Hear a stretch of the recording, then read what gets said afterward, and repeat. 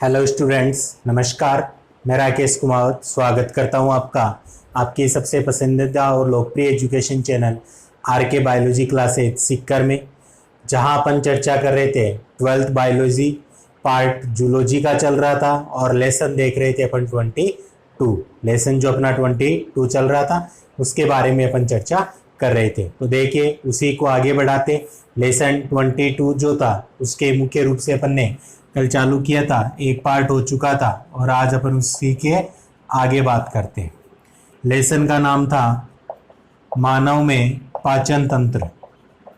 मानव में पाचन तंत्र यानी human digestive system. Digestive system ये मुख्य पाचन तंत्र के नाम से अपन इसे जानते। तो पाचन तंत्र के बारे में मैंने आपको कल जानकारी दे दी थी। अगर किसी ने कल वाला वीडियो नहीं देखा है तो इस वीडियो की डिस्क्रिप्शन में आपको उसका लिंक मिल जाएगा, या वीडियो की प्लेलिस्ट, चैनल की जो प्लेलिस्ट है उसमें जाकर भी आप वह वीडियो देख सकते हो। 12th बायोलॉजी के काफ़ी चैप्टर मैंने करवा दिए हैं और 12th एग्रीकल्चर के भी करवा रहा हूँ, तो वो सब आप देख सकते हो। तो देखिए, जो पाचन तंत्र अपन बता रहे थे कि मानव शरीर जो होता है उसमें बहुत सारे तंत्र पाए जाते हैं जो मिलकर बहुत से कार्यों के लिए उत्तरदायी होते हैं। अब ये तंत्र बनते कैसे हैं, तो मैंने कल भी बताया था कि मानव शरीर की सूक्ष्मतम इकाई होती है कोशिका। कोशिका जब मिल जाती है तो अपन कहते हैं उत्तक बनते हैं। समान कोशिकाओं का समूह है, उत्तक कहलाता है। फिर उत्तक मिलकर क्या करते हैं, अंग का निर्माण करते हैं। अंग मिलकर अंग तंत्र है, यानी तंत्र वह होता है जिसमें बहुत सारे अंग एक साथ में रहकर कोई कार्य करते हैं, उसे अपन क्या कहते हैं, तंत्र कहते हैं। ऐसे तंत्र अपने शरीर में कई क्रियाओं को पूर्ण करते हैं।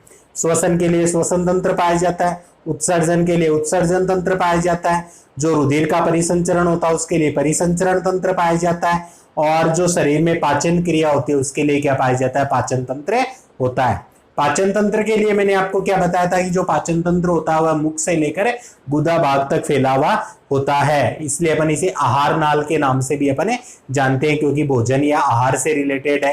पूरी एक लंबी नलिका होती है, इसे आहार नाल के नाम से भी अपन जानते हैं। इसके कुछ भाग मैंने आपको बताए थे, मुख्य मुख्य जो भाग थे पाचन तंत्र या आहार नाल के भागों के बारे में अपन चर्चा कर रहे थे।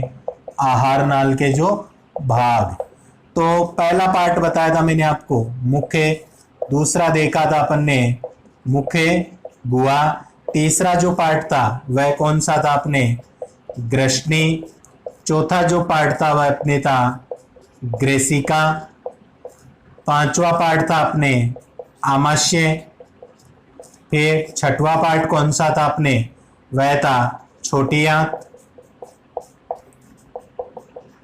सातवां पार्ट था अपने बड़ी आंत, और फिर अपन ने देखा था मलाशय।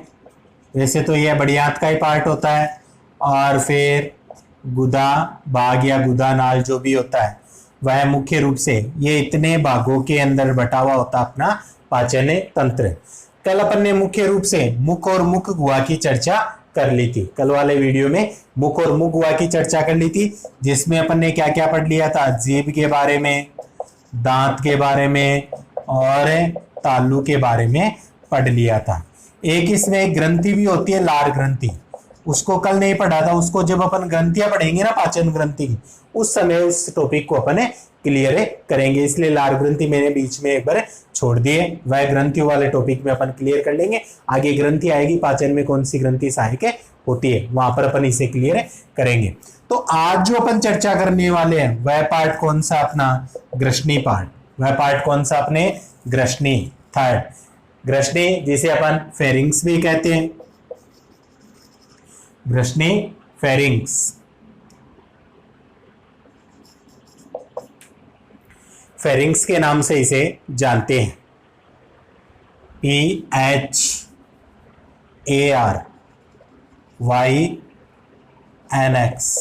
यह अपन मानते हैं फेरिंग्स।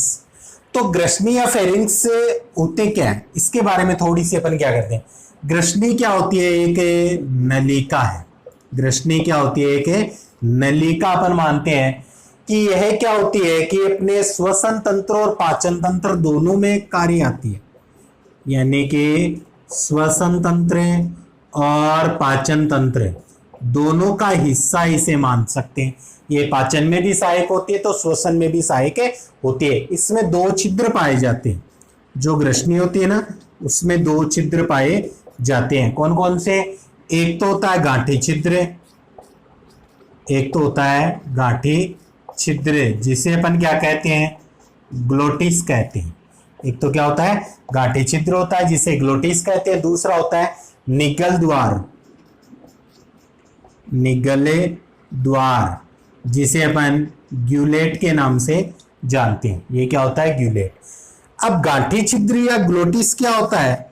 इससे तो क्या निकला जाता है? भोजन को निकला जाता है।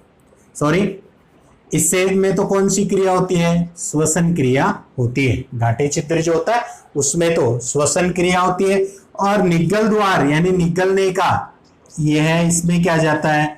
भोजन जाता है। यानी कि अपन कह सकते हैं कि जो यह ग्रसनी होती है ये अपन ने मान लिया ग्रसनी।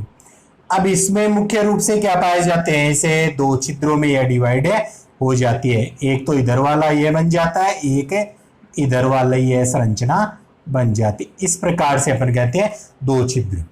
तो एक जो होती है वह तो होती है अपनी गांठी छिद्र और दूसरी जो होती है अपनी ग्यूलेट यानी कि निगल द्वार होती है। अब इसमें होता क्या है कि जब अपन भोजन को ग्रहण करते हैं ना, भोजन आगे जाकर अपन कहते हैं जब मुख गुहा से जब भोजन आता है तो वह आकर क्या होता है यहां तक जब पहुंचता है तो जो गुलेट द्वार जो होता है अपन का निगल द्वार, वहां पर अपन कह सकते हैं मुख्य रूप से के बीच में एक एपिग्लोटिस संरचना पाई जाती है। एपिग्लोटिस संरचना पाई जाती है। तो जब अपन भोजन को निगलते हैं उस समय जो ढक्कन होता है एपिग्लोटिस, वह किसको कवर कर लेता है? जो श्वसन वाली जो छिद्र होता है जिसे अपन गांठी छिद्र या ग्लोटिस कहते हैं उसको ढक देता है, ताकि जब भोजन के कण अपने श्वसन मार्ग में न जा पाए, उसको ढकने का ये क्या कार्य करता है? वो होता है एपिग्लोटिस होता है। तो फेरिंग्स में किसी प्रकार का कोई पाचन नहीं होता है, ग्रसनी में कोई पाचन नहीं होता है। यह तो केवल मुख गुहा से आए हुए भोजन को कहां पहुंचा देती है? ग्रसिका भाग में पहुंचाने का कार्य करती है। और इससे पूछा जाता है कि श्वसन तंत्र और पाचन तंत्र दोनों का हिस्सा कौन से पार्ट को मानते हैं? तो वह होता है ग्रसनी पार्ट ही होता है, जो श्वसन तंत्र में भी सहायक होता है और पाचन तंत्र में भी सहायक होता है। अब ग्रसनी पार्ट के बाद में आगे अपन चर्चा किसके बारे में करेंगे? अपने ग्रसिका पार्ट के बारे में।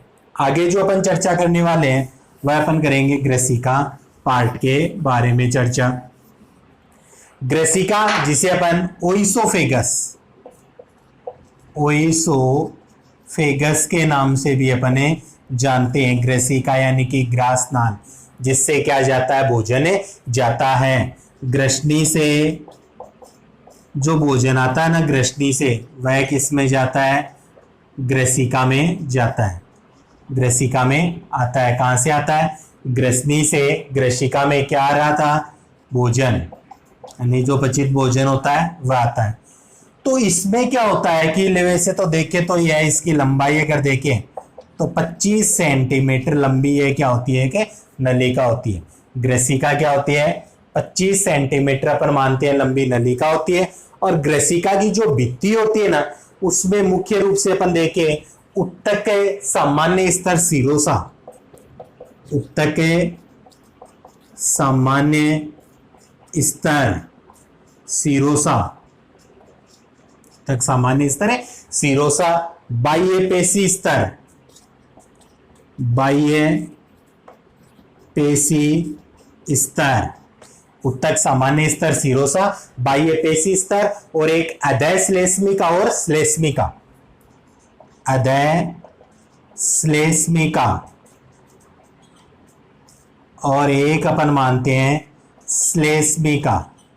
ये सब क्या होते हैं? प्रेजेंट होते हैं, इनकी उपस्थिति मानी जाती है। किसमें? जो अपना ग्रसिका भाग होता है। उत्तक का सामान्य स्तर सिरोसा प्रेजेंट, बाह्य पेशी स्तर पाया जाता है, अधय श्लेष्मिका और श्लेष्मिका भी इसके अंदर उपस्थित रहते हैं। ये सब क्या करते हैं? इनके द्वारा श्लेष्मिका से श्लेष्मिका स्त्राव होता है, जो क्या होता है? भोजन को आगे धकेलने में क्या होता है? सहायक होता है। अब इसमें क्या होती है? ग्रसिका पार्ट में भी अपन कहते हैं किसी प्रकार का कोई पाचन नहीं होता है। ग्रेसिका पार्ट भी ऐसा हो जहाँ कोई पाचन नहीं होता है। इसमें क्या होती है, क्रमानुकुंचन की क्रिया होती है जिसके कारण से भोजन को आगे की तरफ धकेला जाता है और भोजन ग्रेसिका से कहाँ पहुंच जाता है, आमाशय भाग में पहुंचे जाता है, स्टोमच में अपन कहते हैं पहुंचे जाता है। क्या पाई जाती है, क्रमानुकुंचन, क्रमानुकुंचन क्रिया होती है जिससे भोजन कहाँ पहुंच जाता है, आमाशय में पहुंचे जाता है। जो ग्रेसिका होती है उससे जुड़ा हुआ एक पार्ट पाया जाता है, मैंने बताया था एपिग्लोटिस पार्ट होता है जो क्या करता है, भोजन को निगलते समय जो श्वास नलिका होती है, जो अपनी श्वास नलिका उसको क्या करता है, वह ढकने का कार्य करता है जिससे भोजन के कण श्वास नलिका में नहीं जा पाते। ये ग्रसनीर ग्रेसिका में कोई इंपॉर्टेंट ज्यादा बात नहीं है, इसलिए इतनी ही चर्चा करेंगे। अब अपन जो मुख्य पार्ट अपने आता है आमाशय, उसके बारे में चर्चा करने वाले हैं कि पार्ट कौन सा आएगा अपने, आमाशय, स्टोमच।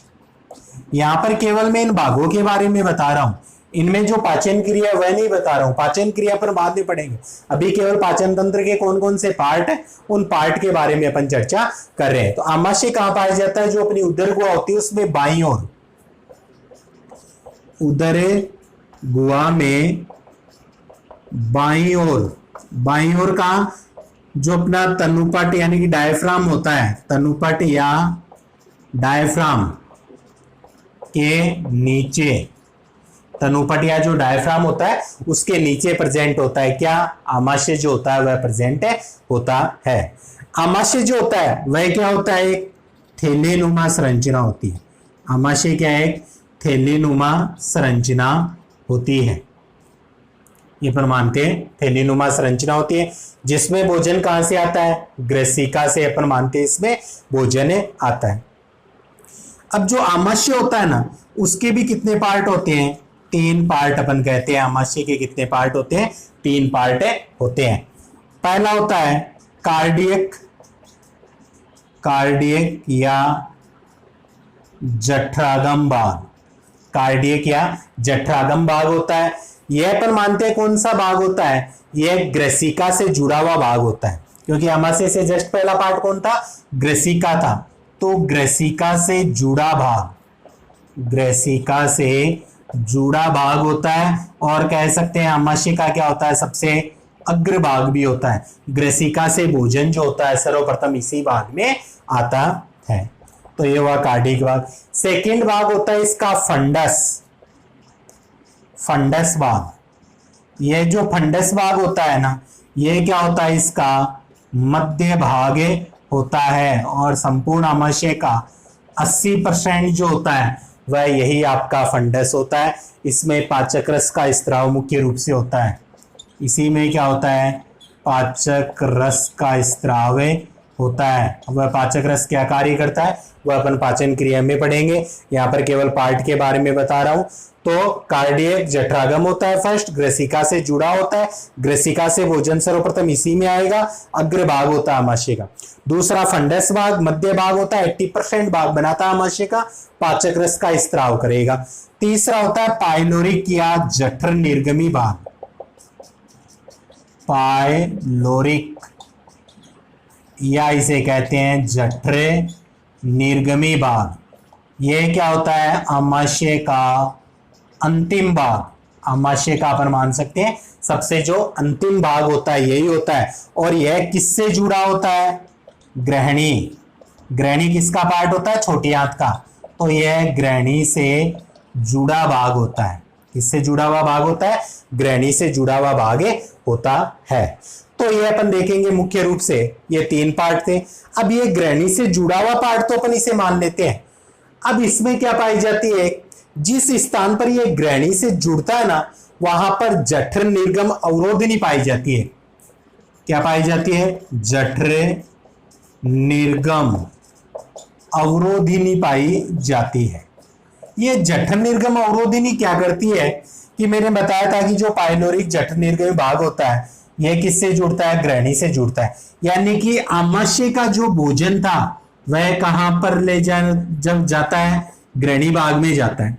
तो यह भोजन ग्रहणी भाग में चला तो जाता है लेकिन वहां से वापस ना आ जाए, यानी इसका विपरीत प्रवाह ना हो जाए, उसे रोकने का कार्य कौन करती है, यही जठर निर्गम अवरोधिनी करती है, जो उस स्थान पर पाई जाती है जहां पाइलोरिक जो भाग होता है वह ग्रहणी से जुड़ता है। यानी कि पाइलोरिक और ग्रहणी के संधि स्थल पर मानते हैं जठर निर्गम अवरोधिनी पाई जाती है, जो भोजन के विपरीत प्रवाह को रोकती है। यानी कि जो भोजन छोटी आंत में आ जाता है उसको वापस आमाशय में जाने से रोकने का कार्य करती है। ये अपन ने यहाँ पर देख लिया। फिर आमाशय के अंदर अपन कहते हैं मुख्य रूप से दो ग्रंथियां पाई जाती है। एक तो होती है जठरीय ग्रंथि जो जठरस का स्त्राव करती है, एक तो होती है जठरीय ग्रंथि जो जठरस का स्त्राव करती है, और दूसरी होती है अपन देखते हैं जठर निर्गमी ग्रंथि। कौन कौन सी होती है? एक तो होती है अपने जठर ग्रंथि, एक तो जठर ग्रंथि जो किसका स्त्राव करती है? जठर रस का स्त्राव करती है। एक होती है जठर निर्गमी ग्रंथि। कौन सी होती है? जठर निर्गमी ग्रंथि होती है, श्लेष्मा का स्त्राव करेगी, श्लेष्मा का स्त्राव करती है। तो जो जठरस होता है उसमें मुख्य रूप से HCl की उपस्थिति होती है, और श्लेष्मा है जो इसको चिकना बनाए रखने का कार्य करती है। इनके बारे में अपन यहीं पर इतना ही पढ़ने वाले हैं। अभी यह इनसे HCl वगैरह स्त्राव होते हैं, उनका पाचन में क्या योगदान होता है वो आगे पढ़ेंगे, लेकिन फिर भी मैं आपको बता देता हूँ HCl क्या एक प्रबलतम अम्ल होता है, और यह क्या करता है? भोजन के साथ आए जीवाणु वगैरह को क्या करता है? नष्ट करने का कार्य करता है। भोजन के साथ कोई जीवाणु वगैरह आ जाते हैं उनको नष्ट करने का कार्य करते हैं। इसके अलावा जो निष्क्रिय एंजाइम होते हैं उनको क्या करता है? ये सक्रिय करने का कार्य जो करता है वह किसके द्वारा होता है? HCl के द्वारा ही होता है। ये अपन कहते हैं इनके मुख्य कार्य माने जाते हैं। फिर आगे अपन देखेंगे जो पाचन क्रिया होगी तो वहां पर इनके और कार्यों के बारे में अपन चर्चा करेंगे। तो ये बात थी अपने आमाशय भाग की। आमाशय के बाद में अपन बात करेंगे कौन से पार्ट की? अपना पार्ट होगा कौन सा? छोटी आंत। अपना पार्ट कौन सा होगा? छोटी आंत, यानी कि स्मॉल इंटेस्टाइन। स्मॉल इंटेस्टाइन के बारे में अपन पढ़ने वाले हैं। छोटी आंत और बड़ी आंत। अब देखिए छोटी आंत, देखिए पाचन तंत्र आर्नाल का सबसे लंबा भाग अपन इसे मानते हैं। ये कितनी लंबाई कितनी होती है? 3 मीटर इसकी लंबाई होती है। फिर भी इसे छोटी आंत क्यों कहते हैं? क्योंकि इसका व्यास क्या होता है? कम होता है, और लंबाई क्या होती है? ज्यादा होती है। व्यास कम होने के कारण इसे छोटी आंत कहते हैं। जबकि जो बड़ी आंत पढ़ेंगे ना अपन, उसका व्यास क्या होता है? अधिक होता है, लेकिन लंबाई कम होती है, और व्यास अधिक होने के कारण उसे बड़ी आंत के नाम से अपन जानते हैं।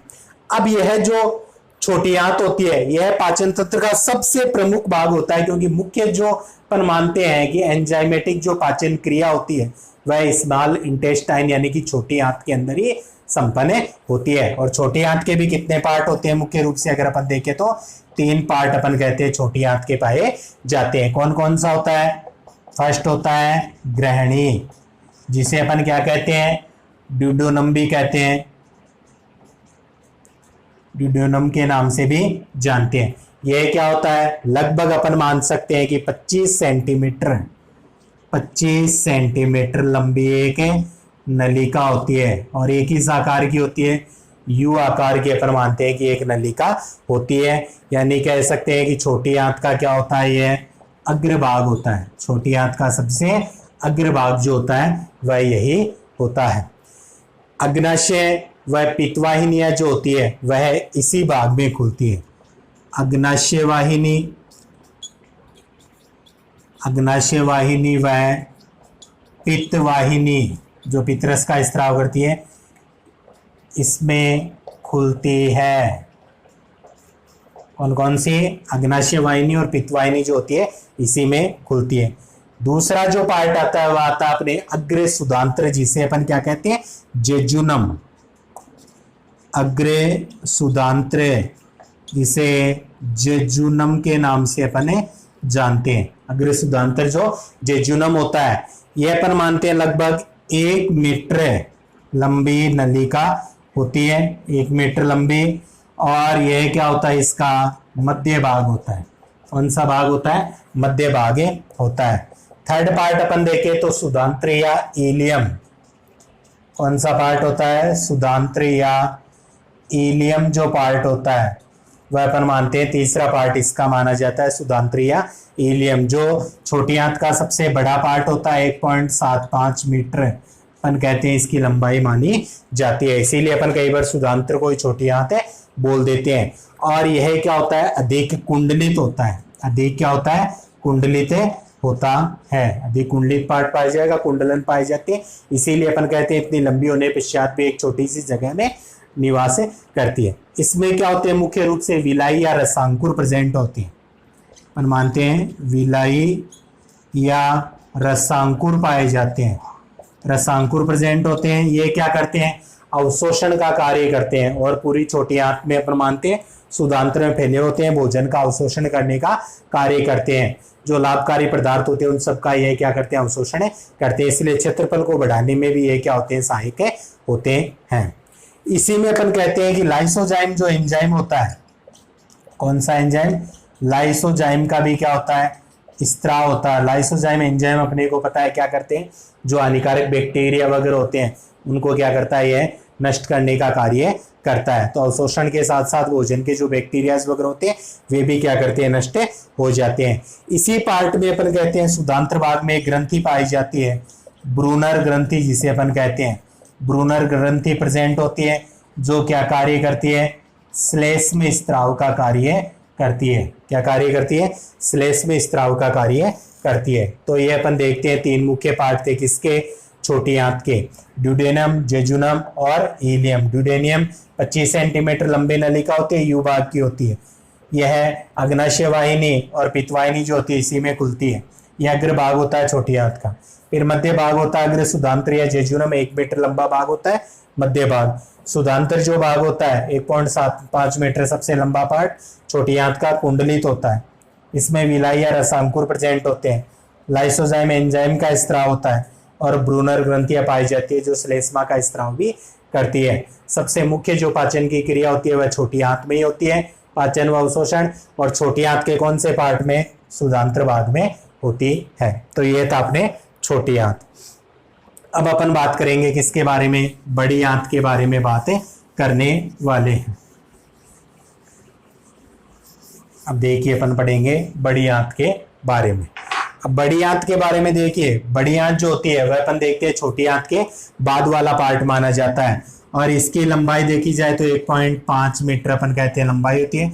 छोटी आंत की लगभग 3 मीटर थी, इसकी 1.5 मीटर अपन मानते हैं। अब यह लंबाई में इससे कम है, फिर भी बड़ी आंत कह रहे हैं क्योंकि इसका व्यास क्या है, अधिक होता है। इसका व्यास क्या होता है, अधिक होता है। जबकि छोटी आंत थी उसका व्यास क्या था, कम था, इसका व्यास अधिक होता है। इसके भी कितने पार्ट होते हैं, 3 पार्ट होते हैं। फर्स्ट कौन सा होता है, सिक्कम। सिक्कम जो पार्ट होता है यह उसे कहते हैं उंडुक, सिक्कम या उंडुक। यह अपन मानते हैं जो बड़ी आंत होती है उसका एक अवशेषी अंग अपन इसे मान सकते हैं। अवशेषी भाग या अंगे जो वर्तमान में किसी प्रकार का कोई कार्य नहीं करता है। इसमें अपन मान सकते हैं कि 1 सेंटीमीटर व्यास, 1 सेंटीमीटर व्यास व 8 सेंटीमीटर लंबे क्या पाए जाते हैं, कृमि रूपी परिशेषिका पाए जाते हैं। कृमि रूपी परिशेषिका जिसे वर्मीफॉर्म अपेंडिक्स से कहते हैं।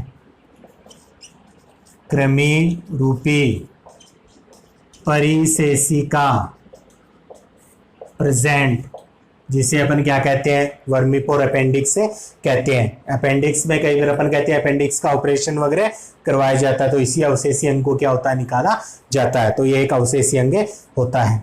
दूसरा अगर अपन इसका पार्ट देखते हैं तो वह होता है वृदांत्र या कोलन। कोलन या कोलोन भी कहते हैं, या इसे कहते हैं वृदांत्र। ये अपन कहते हैं इसका क्या होता है, मध्य भाग होता है। इसके भी 3 पार्ट होते हैं, आरोही, अवरोही और अनुप्रस्थ। कौन कौन से, आरोही वृदांत्र, अवरोही वृदांत्र और एक और होता है अनुप्रस्थ वृदांत्र। इसका मुख्य कार्य क्या होता है, यह क्या करता है कि जो भोजन यहाँ आ जाता है ना वृदांत्र में, उसको वापस छोटी आंत में जाने से यह क्या करता है, रोकता है। यानी कि भोजन के विपरीत प्रवाह को रोकेगा, विपरीत प्रवाह को रोकता है। भोजन का विपरीत प्रवाह जो एक बार छोटी आंत से भोजन है पचित होकर यहाँ आ जाता है, उसको वापस जाने से यह रोकने का कार्य करता है। ये बात थी अपनी बड़ी आंत की। इसी का जो तीसरा पार्ट होता है ना, वह कौन सा होता है, अपने मलाशय होता है, यहाँ अलग से बताया गया। लेकिन मलाशय किसका पार्ट है? एक अपन कहते हैं बड़ी आंत का ही पार्ट होता है। मलाशय क्या होता है? अपन मानते हैं कि मलाशय एक लंबी नलिकानुमा संरचना होती है जिसमें बड़ी आंत में अवशोषण के पश्चात जो शेष जो अपन मान सकते हैं कि अपचित जो भोजन हो जाता है वह किस में आकर एकत्रित हो जाता है? मलाशय में आकर क्या हो जाता है? एकत्रित हो जाता है, जिसे अपन किस नाम से जानते हैं? मल के नाम से अपन जानते हैं। तो मलाशय जिसमें मल रहता है, रेक्टम के नाम से भी अपन जानते हैं मलाशय को, मल एकत्रित रहता है। और मलाशय के बाद में पार्ट आता है अपने गुदा नाल, यानी कि एनएस या गुदा, यानी कि एक छिद्रनुमा संरचना जिसके माध्यम से अपन क्या कर सकते हैं कि मलाशय में जो एकत्रित जो मल होता है उसको क्रमानुकुंचन क्रिया के द्वारा क्या होता है? गुदा नाल की सहायता से शरीर से बाहर त्याग दिया जाता है। तो इस प्रकार से अपन कहते हैं इन पाचन अंगों की सहायता से पाचन की क्रिया कंप्लीट होती है। मुख से उस जिस भोजन को ग्रहण कर रहे थे उसका पूर्ण पाचन होने के पश्चात जो अपशिष्ट बच जाता है उसे अपन गुदा नाल की सहायता से बाहर त्याग देते हैं। इस प्रकार से पाचन तंत्र के सभी पार्ट अपन ने देख लिए। आगे अपने वाले वीडियो में अपन पढ़ेंगे पाचन में सहायक जो ग्रंथियां वगैरह हैं उनके बारे में अपन पढ़ेंगे। फिर पाचन की क्रिया कौन से पार्ट में किस प्रकार से होती है उनके बारे में पढ़ने वाले हैं। तो आज का वीडियो यहीं पर समाप्त करते हैं। आशा करता हूँ वीडियो अच्छा लगा होगा। मेरे से संबंधित कोई भी सुझाव हो, चाहे अच्छे हो चाहे गलत हो, आप कोई सुधार चाहते हैं तो वह कमेंट्स में आप मेरे को ज़रूर बताइए, मैं उन्हें ज़रूर फॉलो करूँगा। ये नहीं है कि आप बताएं नहीं, ज़रूर बताया कीजिए। आपको कोई सुझाव दिखाई दे तो मैं उनको ज़रूर फॉलो करने की कोशिश करूँगा। तो मिलते हैं अगले पार्ट में पाचन ग्रंथियों के साथ। तब तक के लिए जय हिंद, जय भारत।